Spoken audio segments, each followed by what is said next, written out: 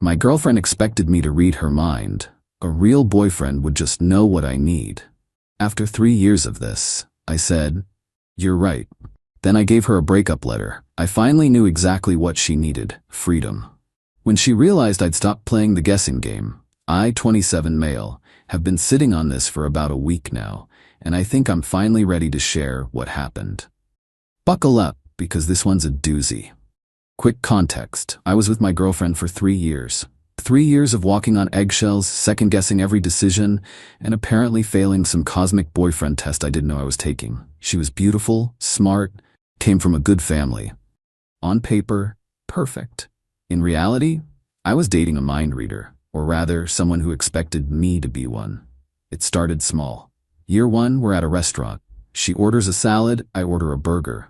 My burger comes out looking amazing. She stares at it. Her, nothing. "You sure? You keep looking at my plate." Sighs dramatically. "If you don't know, I'm not going to tell you." Spoiler, she wanted some of my fries, but I was supposed to know that without her saying it. When I finally offered, she said, "It's too late now, the moment's past." I thought it was a quirk. Cute, even. I was an idiot. Year 2, things escalated. Every interaction became a test I didn't study for. Her birthday. I got her a really nice necklace, the exact one she'd pointed out at the mall 2 weeks earlier. Wrong move. A real boyfriend would have picked something himself, not just gotten what I showed him. It's about the thought. Valentine's Day. I planned a surprise dinner at her favorite Italian place. Wrong again. You should have known I wanted something more intimate, not a crowded restaurant. Our anniversary. I asked her what she wanted to do. Huge mistake. If I have to tell you, it doesn't count. You should just know after 2 years. By year 3, I was exhausted. Every conversation felt like defusing a bomb while blindfolded. Her favorite phrase became, "A real boyfriend would just know what I need." I heard that phrase probably 3 times a week, at minimum. Last month was the breaking point. We were planning a weekend trip, or rather, I was trying to plan one while she refused to give any input because I should know what she wants by now. Me, beach or mountains, just give me a direction here. Her, I shouldn't have to. 3 years together and you still don't understand me? I understand you fine, I just want to make sure we both enjoy this. This is the problem. You don't pay attention. You don't care enough to just know. I sat there staring at her and something just clicked off, like a light switch. 3 years of trying to read a book with blank pages. 3 years of being wrong no matter what I did. I said quietly, "You're right." She blinked, surprised.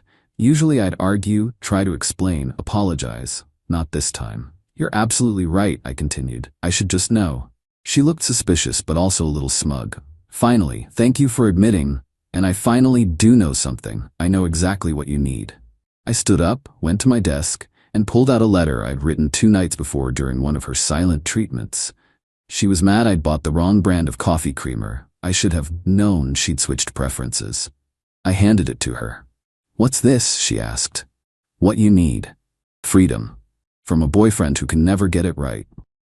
The letter was simple. 3 paragraphs. No drama, no blame, just facts. We weren't compatible. I couldn't be the mind reader she needed. I wished her well, finding someone who could meet her expectations, because I clearly couldn't. She read it again. Then looked up at me with this expression I'd never seen before. Genuine shock. "You're breaking up with me? In a letter?" I figured you'd want me to just know this was the right way to do it. No need to discuss. A real boyfriend would just know, right? She started crying. "You can't be serious over something this small." "It's not small. It's 3 years of never being good enough no matter how hard I try. I'm done guessing." I grabbed my jacket and left. Stayed at my buddy's place that night. Thought that was the end of it. It was just the beginning. Update 1 week later. So the fallout from the breakup letter has been something else. First 48 hours were relatively quiet.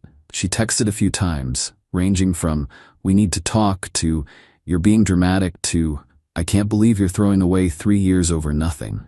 I didn't respond to any of them. Then her mom called me. Her mom has always liked me. Saw me as the stable one who'd eventually propose and give her grandkids. So when she called, I actually answered. "Sweetie, what's going on? My daughter's a mess." With respect, I think you should talk to her about that. She says you broke up with her over a coffee creamer? I almost laughed. Of course that's how she framed it. That's not accurate. It was 3 years of being expected to read her mind and being punished when I couldn't.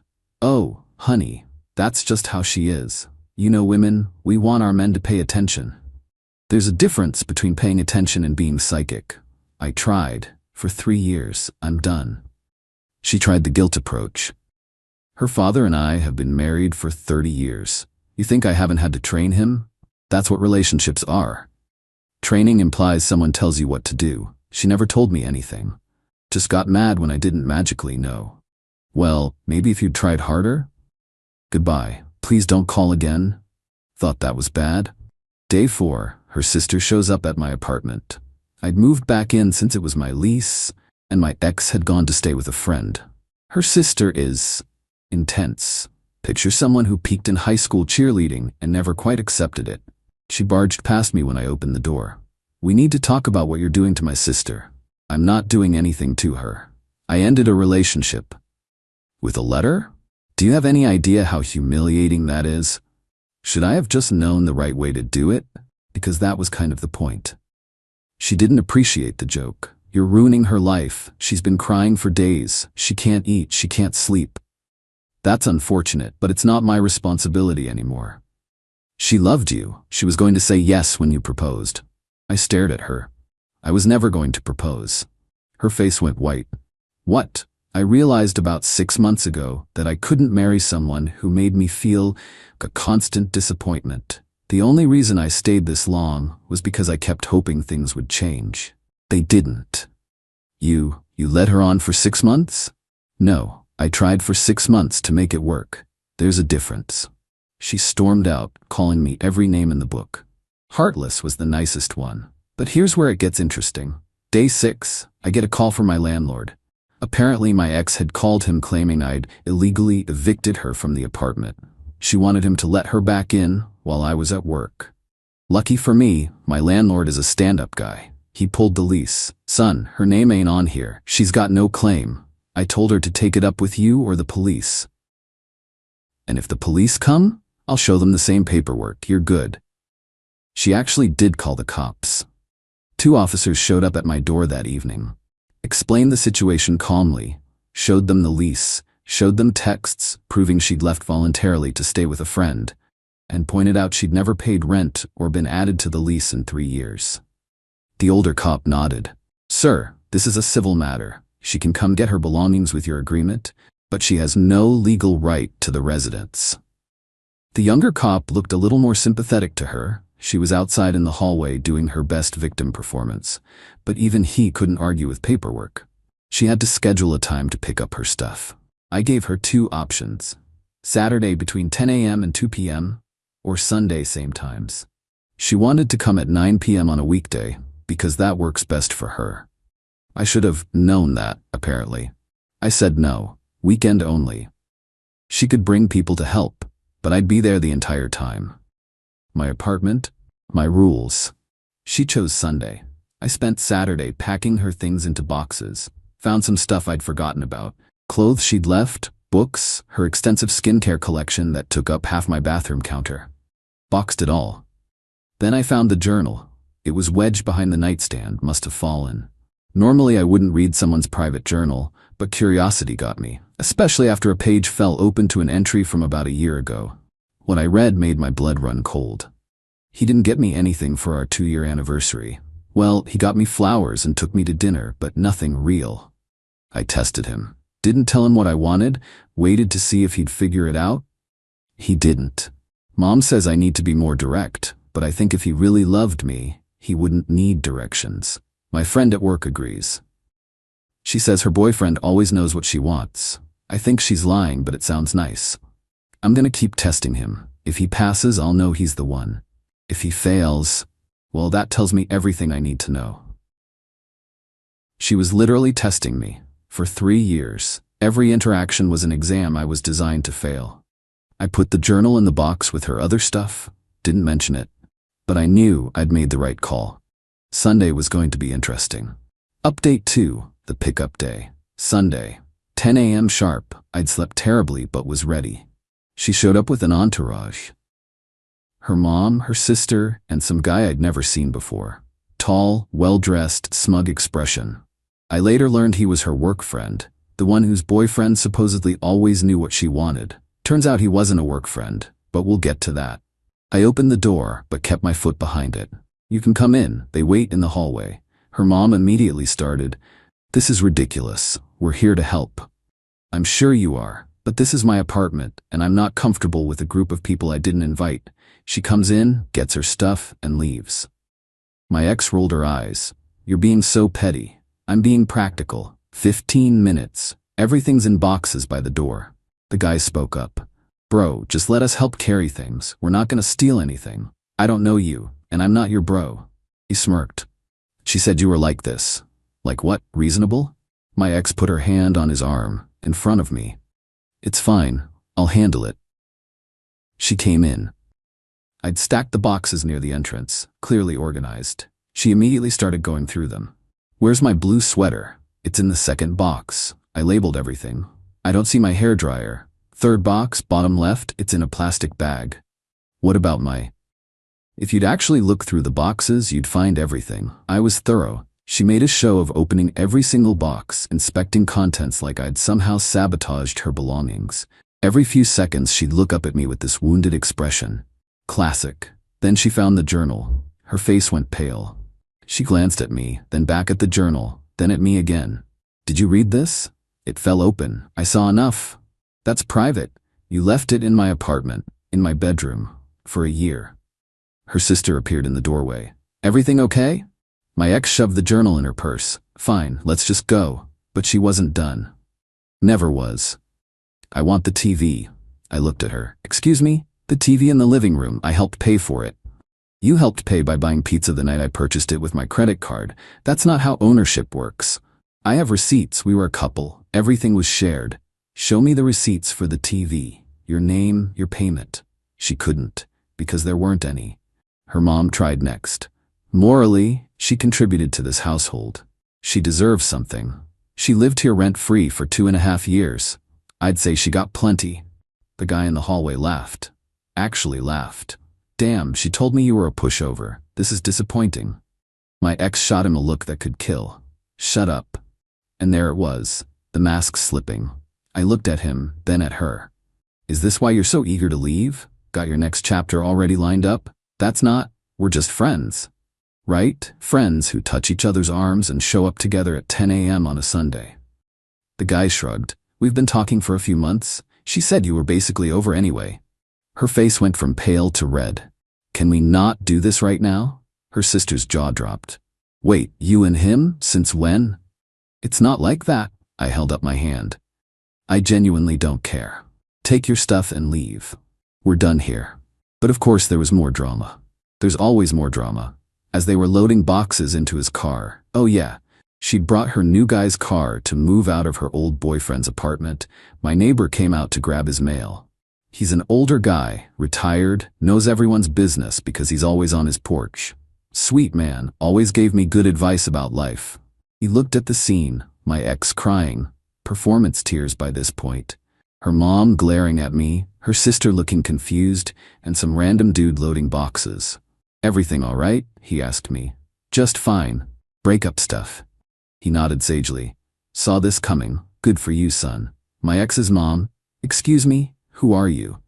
He looked at her calmly. "I'm the neighbor who heard her screaming at him through the walls for 3 years about things that didn't make any sense. He's a patient man. Glad he finally figured it out." I could have kissed that old man. They left. I thought it was over. It was not over. Update 3. 2 weeks later, final update. 2 weeks of relative peace. Then she struck again, but not in the way I expected. I got a text from a number I didn't recognize. "Hey, this is her friend's name. We need to talk about what you did to her." I didn't respond. Blocked the number. Got another text from a different number. "She's telling everyone you were emotionally abusive. You should know." That one I kept. Screenshot. Saved. Then my mom called me. My mom. "Honey, did something happen with your girlfriend?" Ex-girlfriend. "And yes, I broke up with her about 3 weeks ago." Pause. Her mother called me. "She what?" "Said you'd been cruel. Said you threw her out with nothing. Said you humiliated her in front of family. I was shaking. Literally shaking. The audacity of going to my mother. Mom, none of that is true. She lived in my apartment rent-free for years. I packed her things carefully. She brought people to help move, including the guys she's apparently been seeing for months. I figured it was nonsense. You're not a cruel person. But I wanted you to hear it from me that they're talking. Let them talk. I have documentation of everything. Documentation? Texts, photos of the packed boxes, my landlord's statement, the police report from when she tried to claim I illegally evicted her. I'm covered. My mom was quiet for a moment. Then, good boy. I raised you right. But here's where the karma comes in. Remember the guy? The work friend with the car? Turns out he wasn't just a work friend. He was a work colleague, as in, same department, same team. And their company has a strict policy about relationships between team members requiring disclosure to HR. Neither of them had disclosed. How do I know this? Because her sister, the one who stormed into my apartment, actually reached out to me. Apparently she'd been feeling guilty about the whole situation. The journal thing had been bothering her. She asked what I'd read. I told her. The testing. The deliberate exams designed for me to fail. She went quiet. Then she said, she does that with everyone. Tested me, tested our parents, tested friends. Most people eventually snap at her. You lasted longer than anyone. Great, so I won a prize for tolerating manipulation the longest. I'm not excusing it. I'm sorry. I didn't know it was that bad. Then she dropped the real news. My ex and her new guy had been caught at work. Not romantically, that would have been too simple. No, they'd been caught fudging expense reports, using company cards for personal dinners and labeling them as client meetings. When HR started investigating the financial stuff, the relationship came out too. Company policy requires disclosure. Neither had disclosed. Both were now on administrative leave pending review. I didn't gloat. I genuinely didn't. But I'd be lying if I said there wasn't some satisfaction in knowing that her pattern of deception extended beyond just me. But here's the part that really got me. Her sister told me that after the HR investigation started, my ex had tried to blame it on the guy, said he had been the one doing the expense fraud, and she was just a victim who didn't know what was happening. She tried to throw him under the bus to save herself. He didn't take it well. He showed HR the text messages between them, where she had been the one suggesting which dinners to expense, which receipts to fake. Both of them are probably getting fired. Neither can use the other as a reference. And their relationship is apparently already falling apart under the pressure. Meanwhile, I'm here, in my apartment, watching whatever I want on my TV that I paid for, eating whatever coffee creamer I prefer, not walking on eggshells, not trying to pass invisible tests. Last week I ran into my old neighbor, the one who'd witnessed the move-out drama. He invited me over for a beer on his porch. You look better, he said. I feel better. You know what my late wife used to say? A good partner tells you what they need. A bad partner punishes you for not guessing. I raised my beer to that. Do I miss her? Sometimes. Not the real her. The version of her I thought existed when we first started dating. The one who laughed at my jokes and seemed to appreciate my effort. But that person was never really there. It was just the version she showed me before the testing started. I'm not dating anyone right now. Probably won't for a while. My therapist, I finally started seeing one, says I need to work on recognizing red flags earlier. Apparently, the "if you really loved me, you'd just know" thing is textbook emotional manipulation. Who knew? Well, everyone except me, apparently.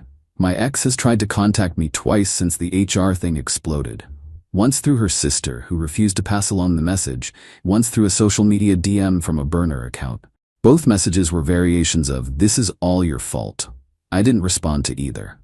Here's my takeaway. You can't win a game where the rules are hidden and change every time you play. You can only choose to stop playing. I finally knew exactly what she needed. She needed someone to stop enabling her tests and her tantrums and her expectation that love means mind reading. She needed freedom. And honestly, so did I. Thanks for reading. Time to go live my life without a scorecard I never asked for. Peace out, Reddit.